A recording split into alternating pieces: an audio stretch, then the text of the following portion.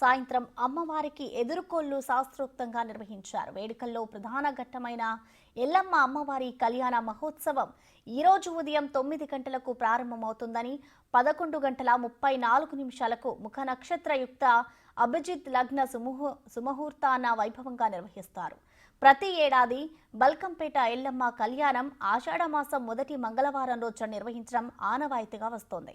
July 10 సాయంత్రం ఎల్లమ్మ అమ్మవారిని రథంపై పురవీధుల్లో ఘనంగా ఊరేగిస్తారు.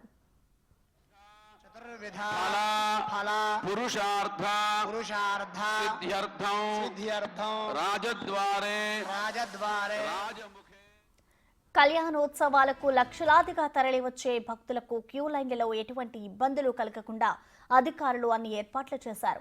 బల్కంపేట ఎల్లమ్మ తల్లికి గద్వాల నేత పట్టుచీరను నడిగెడ్డ ఇలవెల్పు జములమ్మ ఆలయ కమిటీ సభ్యులు అందజేశారు. అనంతరం ప్రత్యేక పూజలు చేశారు. బల్కంపేట ఆలయంలో ఆషాఢమాసం నెల రోజులు బోనాల ఉత్సవాలు వేడుకలు జరుగుతాయి.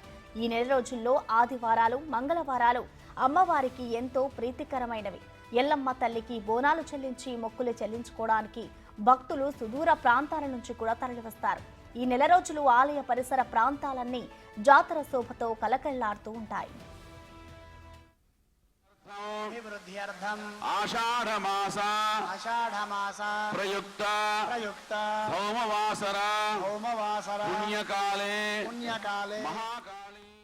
బల్కంపేట ఎల్లమ్మ భూమి ఉపరితలానికి 10 అడుగుల దిగువన నిద్రిస్తున్న రూపంలో స్వయంభుగా వెలిసింది. ఈ ఆలయంలో అమ్మవారి మూల విగ్రహం వెనుక భాగం నుంచి నిత్యం నీటి ఊటలు ఉంటాయి. ఎటువంటి కాలంలో అయినా ఈ నీటి ఊటలు వస్తుంటాయి. ఆ నీటిని భక్తులు తీర్థంగా భావిస్తూ ఉంటారు. ఈ బావి నీరు తాగితే సర్వరోగాల నుంచి విముక్తి పొందుతామనేది భక్తుల నమ్మకం. చారిత్రక ఆధారాల ప్రకారం దాదాపు 700 సంవత్సరాలకు పూర్వమే ఇక్కడ అమ్మవారు వెలిసినట్టు భక్తులు చెబుతారు. మన కుటుంబంలో ఆయురారోగ్య భోగభాగ్యాలు, నిత్య కళ్యాణము, ధనధాన్యాభివృద్ధి, సౌమంగళ్యాభివృద్ధి, మంచి ఆరోగ్యము, యశస్సు, కీర్తి అన్నీ కావాలి అని ఈ ఆషాఢ మాసంలో మొట్టమొదటి మంగళవారం యందు ఈ దివ్య కళ్యాణ మహోత్సవాన్ని అందరం కలిసి చేసుకుంటున్నాము అని అమ్మవారి దగ్గర భక్తిగా సంకల్పం చేసుకుంటారు. ఈ కళ్యాణ మహోత్సవానికి సంబంధించిన మరింత సమాచారం మా ప్రతినిధి అంజుమా అందిస్తారు. అంజుమా, చెప్పండి, ప్రస్తుతం ఆలయ పరిసరాల వద్ద పరిస్థితి ఏ విధంగా ఉంది? అంజుమా. ప్రసన్న, భాగ్యనగర వాసులు కొంగు బంగారంగా కొలిచేటువంటి తల్లి బల్కంపేట ఎల్లమ్మ తల్లి. ఆవిడకి ప్రతి సంవత్సరం కూడా ఆషాఢ మాసంలో వార్షిక కళ్యాణ మహోత్సవం కన్నుల పండుగగా జరుగుతోంది. నిన్న మనకు ఎదురుకోళ్లతో కూడా కళ్యాణ మహోత్సవానికి సంబంధించినటువంటి వేడుకలు ప్రారంభమైపోయాయి. మొత్తంగా 8, 9, 10 తేదీలలో కూడా మనకు ఎదురుకోళ్లతో ప్రారంభమై కళ్యాణ మహోత్సవము, అదే విధంగా రథోత్సవంతో కూడా కళ్యాణ ఉత్సవాలు అనేవి ముగుస్తూ ఉంటాయి. నిన్న మనకు మొదటి రోజు సాయంత్రం ఎదురుకోళ్లు చేయడం జరిగింది.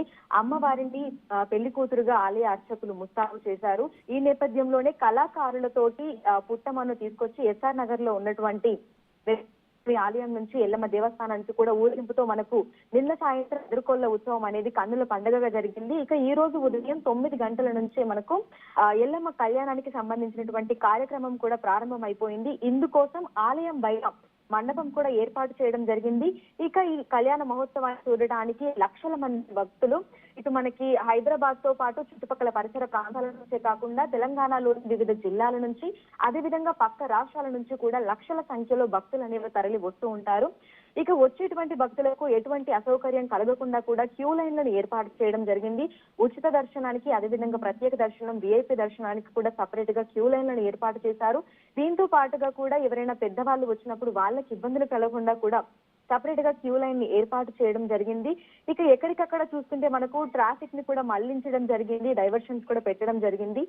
RTC మార్గం గుండా, అంటే ఎవరైతే మనకి బస్సుల ద్వారా ప్రయాణించుకుంటూ వస్తారో వారి కోసం కూడా స్పెషల్ గా 80 బస్సులను అయితే ఆపరేట్ చేస్తున్నారు ఇందుకోసం కూడా. సో మొత్తంగా గుడి పరిసర ప్రాంతాలలో కూడా దాదాపు 64 CC కెమెరాలను అయితే ఏర్పాటు చేయడం జరిగింది. పోలీస్ వారు ఈ కమాండ్ కంట్రోల్ రూమ్ నుంచి వీటన్నింటినీ కూడా పర్యవేక్షిస్తున్నారు.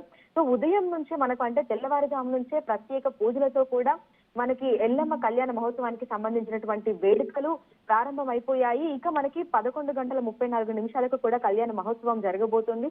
ఇందుకు సంబంధించినటువంటి ఏర్పాట్లు కూడా మనకు ప్రారంభమైపోయాయి. ఈ కళ్యాణాన్ని తిలకించేందుకు కూడా అనేక మంది భక్తులు అయితే ఇప్పటికే ఆలయానికి చేరుకోవడం జరిగింది. వస్తున్నటువంటి భక్తులతో మన బల్కంపేట పరిసర ప్రాంతాలన్నీ కూడా కన్నుల పండుగగా ఎంతో సందడిగా కూడా మనకు కనిపిస్తున్నటువంటి పరిస్థితులు ఉన్నాయి. ఇక ఈ రోజు సాయంత్రం వరకు కూడా అమ్మవారిని దర్శించుకునేందుకు అనేక మంది భక్తులు ఇక్కడికి వస్తూ ఉంటారు.